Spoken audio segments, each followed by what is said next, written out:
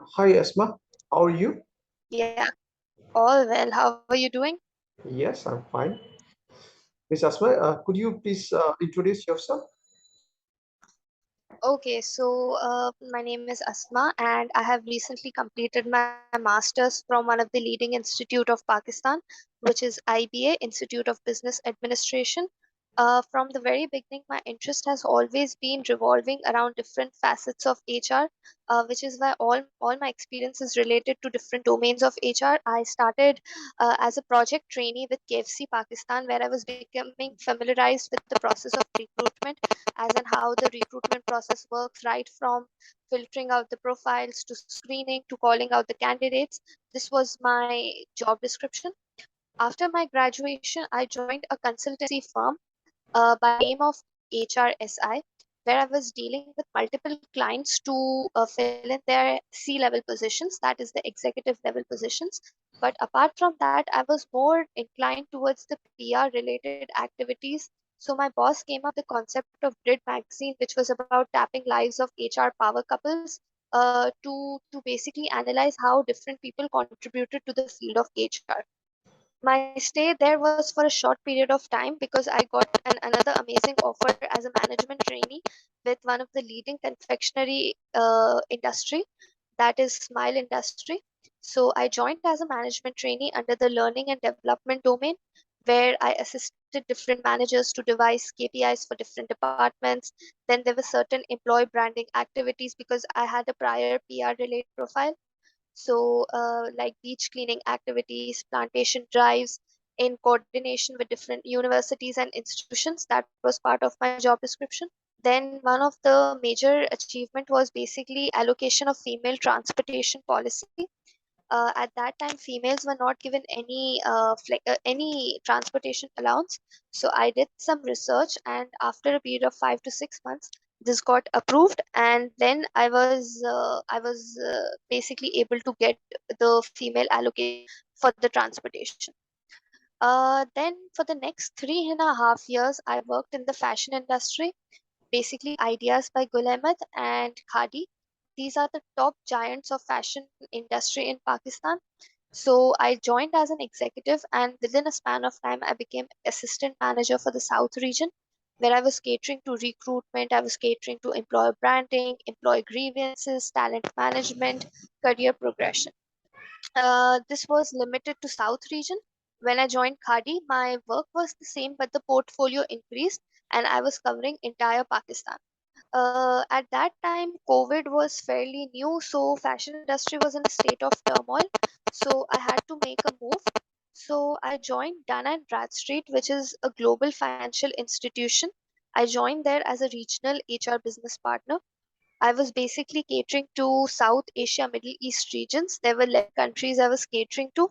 So the work was basically related to business partnering, where I had to align the objectives with different stakeholders to achieve objectives. Then another addition was the payroll processes. I had never done payroll before, but this time I was working on payroll as well. Then there were certain employee branding initiatives which I took. There were career drives which I had to cover. One of the achievement was the introduction of Test Gorilla, which is like a pre-screening employment tool to basically filter out the best candidates from the good ones, because our hiring was done regionally. So we had to use these tools in order to filter out the good candidates. I was catering to recruitment, then payroll was under my domain. There were certain performance related activities that was under my domain. Then after spending around 1.6 years, I joined Systems Limited, which is basically the leading IT company of Pakistan. So here I'm working at a designation of manager HR. My function is HR business partnering. Okay, okay. Yeah, that's about it. That's great. Nice introduction, Miss Asma. So, Thank you. so you have worked with so many areas, human resource like talent management, employer branding, HR business partnering, a lot of other areas. So, could you please tell me what is your favorite area? Where do you want to work most comfortable? initially I was more inclined towards recruitment because this was the domain where I started.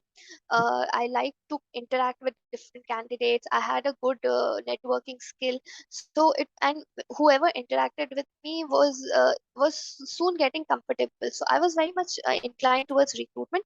But when I started working as a generalist and then I progressed as a business partner, Mm. my interest then inclined towards business partnering because this was dealing with the stakeholder management. This was more at a strategic level. Recruitment I felt was more at an operational level.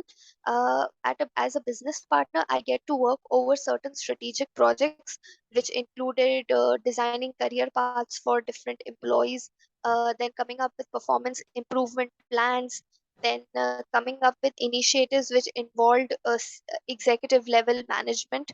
So gradually, as I progressed in my career, so my interest changed, and I feel that I can progress better in the field of business partner. Okay, great.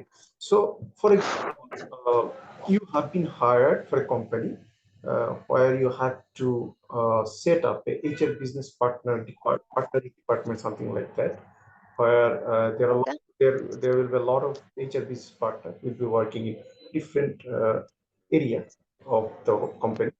So, if you are assigned or if you are uh,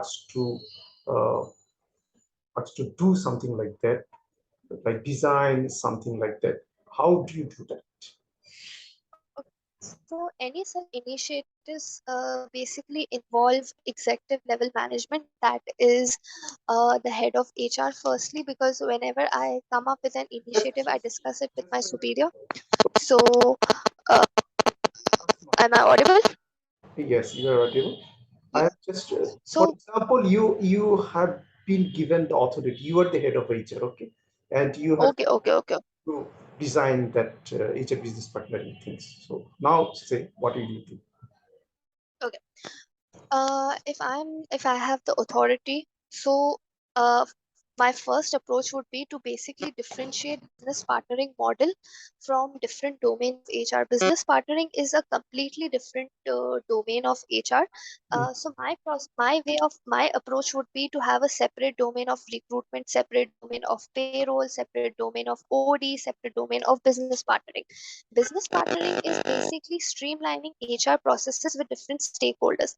They are acting as a liaison between different HR processes and different departments. So I believe that an HR business partner has to be very vocal, very good with communication, because they are basically the front face of the HR department. Whatever grievances an employee is actually facing, he would bring it to the business partner. After that, the business partner would be connecting to the relevant domain of HR. So my approach would always be to establish business partner as a separate domain, then basically establish other different sub departments of HR. You cannot just expect one person to do everything, which is generally the practice in most organizations, where they basically expect one person to do all sorts of functions of HR, which is basically a very wrong approach. So I feel that it is better to differentiate and hire someone with an expertise skill set, so then he or she can also progress in his career. What will be the reporting approach? For example, you are the head of HR, and there are a lot of HR business partners. So how they will report and how do you resolve if any problem arises? How do I respond? Hello, can you hear me? I'm not I was able to get your question. Can you repeat, please?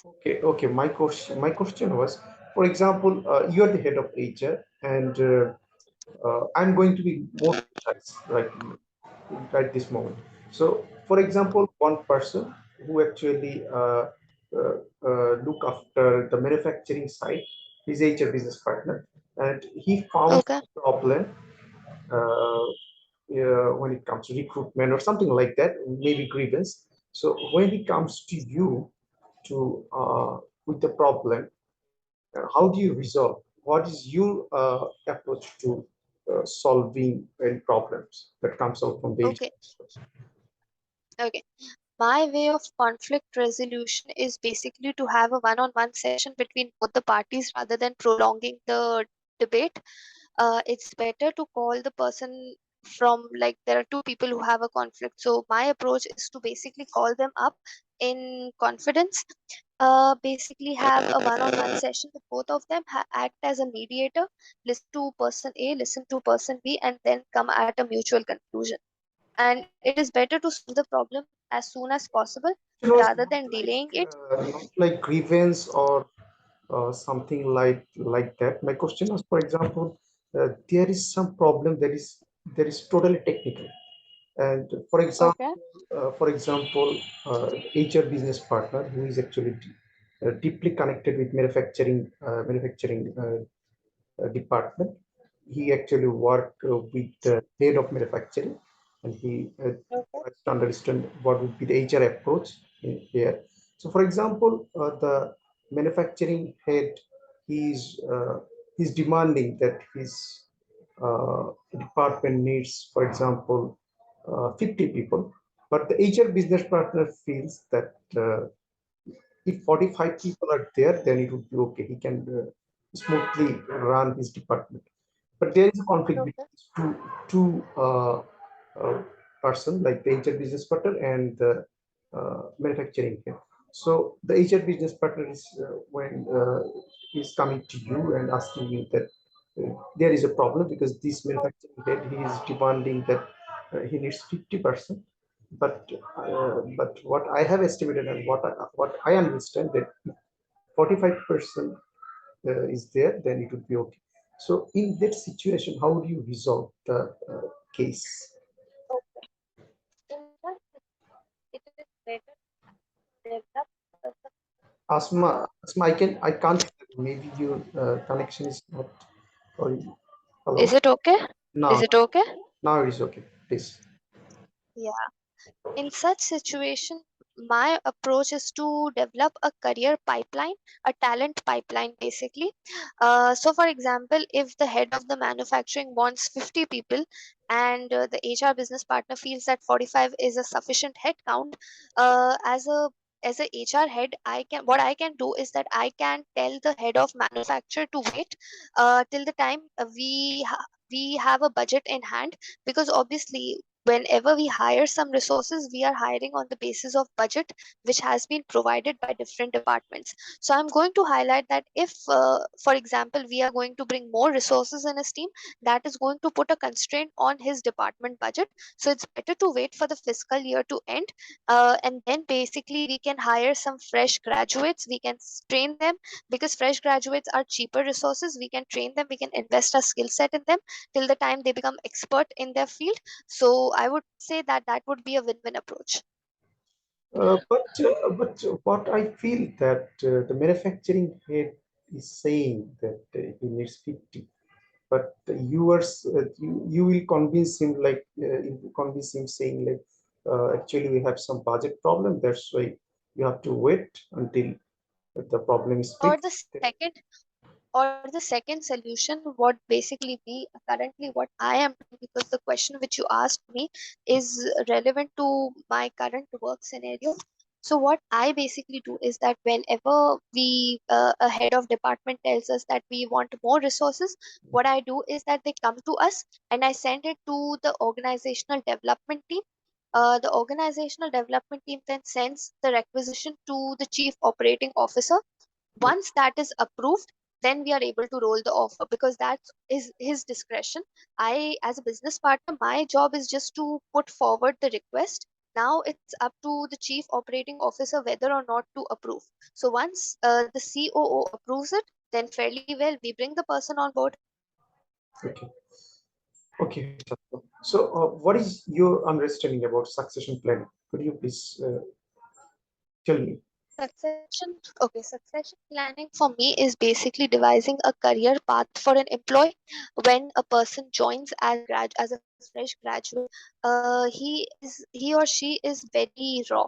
So once you assign him a project within a short span of time, you have to basically give that employee confidence and encouragement that if the deliverables are on time, if the projects are achieved, then they have a good career path in terms of good designation, financial rewards. So that itself is a win-win situation for the employer and the employee, because they are putting in their efforts in the organization's success, and in return the organization is rewarding them by increasing their designation, by giving them financial rewards.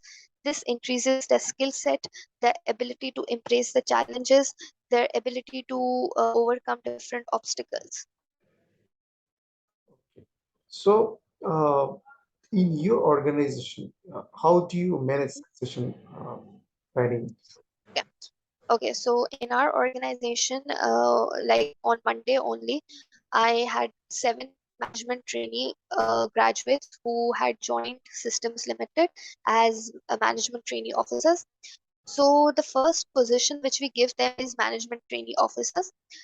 This project goes on for a year. This project is a year-long project where they are rotated in different projects. Once their deliverables are attainable, then we basically give them a mid-year review. Now that mid-year review can be an increase in designation, can be an increase in financial gain, or it can be both, based on their ability to achieve the KPI. So in the past, what has happened was that there were some MTOs who had increase in designation as well as financial rewards. There were some MTOs who had either one of them. So this is how we basically devise their succession planning. But for example, in succession planning, most of the cases the HR needs to concentrate more on some critical position. For example, there is the manufacturing head. Maybe he's a very critical position in the organization. So in that case, what kind of tools or what kind of strategy you follow when it comes to succession planning? Because if the manufacturing head suddenly resign, and if there is no such successor uh, of his position, then there will be trouble. So in that situation, uh, what would be your strategy to mitigate this kind of? Okay, in this certain situation, I believe that it is better to invest in the employee in terms of training, in terms of training need analysis, in terms of also making that employee feel that his or her contribution is very viable to the organization. And if he or she attains that, there is a good career path designed for that particular employee. It is better to disclose all the facts to the employee, so then he or she feels empowered, and that sense of ownership is there, because the person knows that there is no successor and he has a great career path ahead of him. So once you give him proper skill set, once you give him proper training, once you invest in his skill set, I feel that the succession planning is designed automatically. Okay, Ms. Asma. So, can you tell me something about training and development? I feel that you have worked on training and development field. So, can you tell me what was your duty in training and development? Like just give training, or you had some other things or Okay, I I had worked under learning and development, so at that point I was basically assisting different managers to devise KPIs for different departments. Once the targets were achieved, we would basically give them performance appraisal. At that time, it was manually done, but we then invested in certain software, and then the process was automated. Number one, and then once the process was automated, my job was basically to go to different manufacturing factories and deliver a training session, because these people were not technically sound. So we had to basically deliver a training session to make them technically strong enough to complete the performance appraisal on this particular software. That is another point. okay. So, you actually you conduct the training, or who actually conducted the training? Because this is a technical thing. So, uh, I feel I that conducted the training. you I conduct. conducted the training because the training was first given to me. Hmm. Once I was I was basically given 1 week of training. Hmm. Once that training was completed, I basically had to go to these different manufacturing factories to basically deliver the training. I had to spend 2 to 3 days in the factory Maybe I have to basically. missed one point because you were thinking that you have given training on some software. So what kind of software it was? It was like any related things. What It kind? was it was a performance appraisal software. It was an ERP software. This was one software which I had worked on. There was another software where I worked. Have you heard of Microsoft AX Dynamics 365? Yes, yes. Yes, I have also worked on that software when I was in the fashion industry. Okay. I had worked on this particular software for 2.5 years because the retail industry works on this software only. Okay. Okay. So I understand In that my Yeah. you have experience of conducting training, but I would also like to know how do you measure the effectiveness of the training because these kind of things most how is not okay. So please, how do I how do I do what? Sorry, can you repeat? my question: how do you evaluate the effectiveness of training? So let me make it more specific and more clear. For example, you have conducted a training, and you need to know who actually understood and if there is an improvement after getting the training. So in that case, how do you actually measure the effectiveness of it in your Okay, so for to measure the effectiveness of training, what I have generally done is we basically design SMART goals. Are you aware of SMART tool? of course, yes. Yeah. So we basically come up with SMART objectives. First, the training need analysis is conducted to identify what sort of gap is there. When I was in Smile Industries, there was a major, massive gap in communication skills. This was highlighted in the training need analysis. So I contacted some training institutes who delivered soft skills training.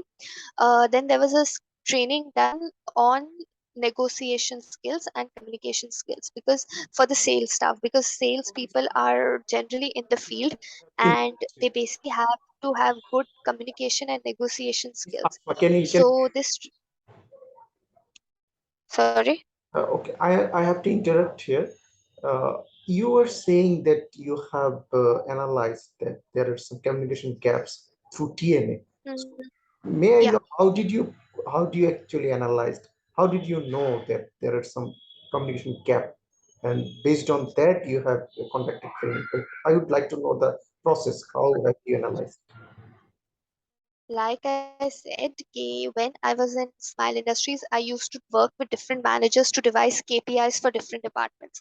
So once we used to work on different KPIs, the managers or the supervisors used to identify that this is a particular level of gap Mm. which I feel is lacking in my team. So this was communicated to us by the supervisors or the line managers of different departments.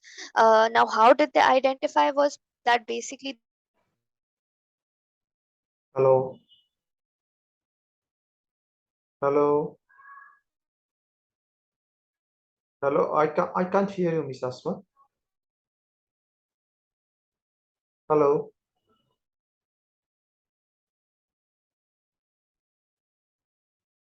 hello,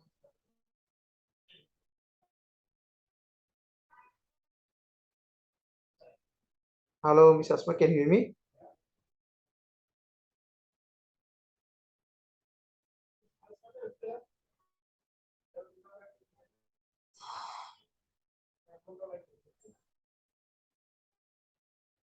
Hello,